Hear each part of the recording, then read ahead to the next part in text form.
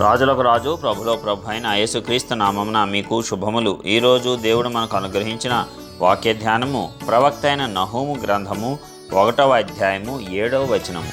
యెహోవా ఉత్తముడు, శ్రమదినమందు ఆయన ఆశ్రయదుర్గము, తన యందు నమ్మిక ఉంచు వారిని ఆయన ఎరుగును. ప్రియులారా, ఈ వాక్య ధ్యానాన్ని మనం పరిశీలించినప్పుడు మన దేవుడు ఉత్తముడంట. అంటే అన్నిటిలోనూ మంచి వాటినే చేసేటువంటి వాడు, అన్ని రకాలుగాను చక్కగా మంచిని పంచేటువంటి దేవుడు, మంచిగా మనలను ప్రేమించేటువంటి వాడు, అన్ని విషయాలలో అత్యున్నతమైనటువంటి ప్రేమను కనపరిచేటువంటి వాడు. కాబట్టి ఆయన ఉత్తముడు. శ్రమదినమందు ఆయన ఆశ్రయదుర్గము. ఎంత చక్కగా నిన్ను కాపాడతాడంటే, నీవిక అయిపోయింది, నాకెవ్వరూ సహాయం లేరు, ఇక నేను దీనిలో పడి నశించిపోవటమే, ఈ భయంకరమైన దానిలో నుంచి ఇక నేను తప్పించుకోలేను అని అనుకున్నప్పుడు ఆశ్చర్యకరంగా ఆయన నిన్ను లేవనెత్తుతాడు, బలపరుస్తాడు, రక్షిస్తాడు, విడిపిస్తాడు, నిన్ను నిలవబెడతాడు. అలాంటి సర్వశక్తిమంతుడు ఆయన.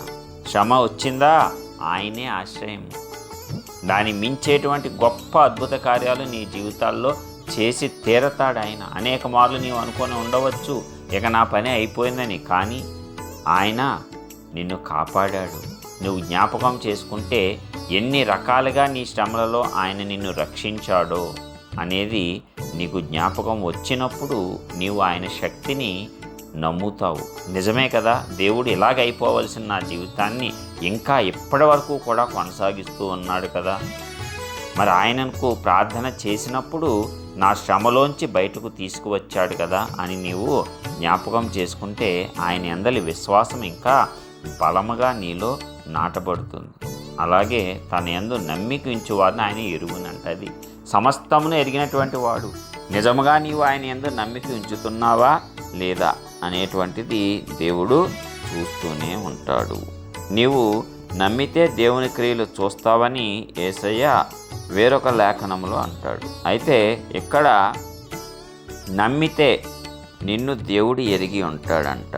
నీవు అద్భుతమైనగా నీ దేవుడిని ప్రేమిస్తూ ముందుకు సాగుతూ వెళ్తూ ఉన్నప్పుడు ఆయన నిన్ను, నీ నమ్మకత్వాన్ని ఒక్కొక్కసారి పరీక్షిస్తాడు కూడా.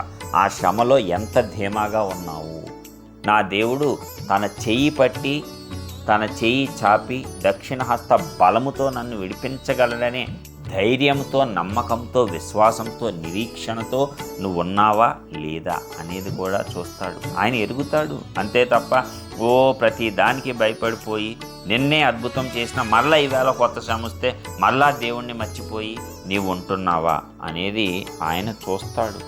ఎంతవరకు నువ్వు ఆయన్ని నమ్ముతున్నావో అంతవరకు నీవు ఆయన శక్తిని నీ జీవితంలో పొందుకోవచ్చు.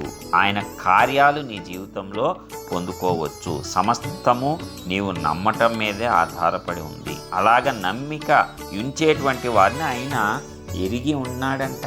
తెలుసు ఆయనకి ఎవరు నమ్మిక ఉంచారో. యోబు నమ్మకస్తుడు, అబ్రహాము నమ్మకస్తుడు. కుమారుని ఇచ్చేయమన్నా ఇచ్చేస్తాడు తెలుసు తండ్రికి, కాబట్టి ఇమ్మన్నాడు ఇచ్చేయటానికి. యోబు ఎన్ని పోయినా దేవుణ్ణి మాత్రం ఒక్క మాట కూడా మాట్లాడడు తెలుసు తండ్రికి. అందుకే ఎంత నమ్మకమో లోకానికి, అపవాదికి చూపించటానికి ఆ శ్రమలను ఆయన అనుమతించాడు. నిన్ను నన్ను కూడా అంతే. మనల్ని పరీక్షించినప్పుడు మన నమ్మకత్వంలో మనము విజయం సాధిస్తే ఆయన ఎంతగానో సంతోషిస్తాడు. మరి యోబు వలె, అబ్రహాం వలె మనం కూడా ఆ నమ్మకత్వాన్ని కాపాడుకుందాము. ప్రార్థిద్దాం. మహోన్నతుడైన గొప్ప దేవ, ఉత్తముడైన తండ్రి, నీ ఘనమైన నామానికి వందనాలు. అవును తండ్రి, మా జీవితాలలో అనేక మార్లు మమ్మల్ని శ్రమల ద్వారా నడిపించి ఆశీర్వదించారు. దాని అంతటిని బట్టి వందనాలు. ఎల్లప్పుడూ మా శ్రమలో మీరే మాకు రక్షణగా, ఆశ్రయదుర్గంగా ఉన్నారు. దాన్ని బట్టి కృతజ్ఞతాస్తుతులు.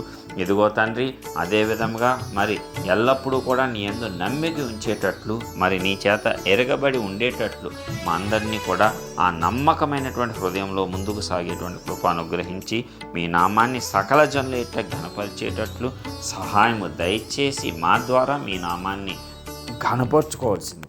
మహిమ, ఘనత, ప్రభావం మీకు ఆరోపిస్తూ యేసయ్య పరిశుద్ధ నామమున ప్రార్థించి పొందుచున్నాం పరలోకపు తండ్రి. ఆమేన్.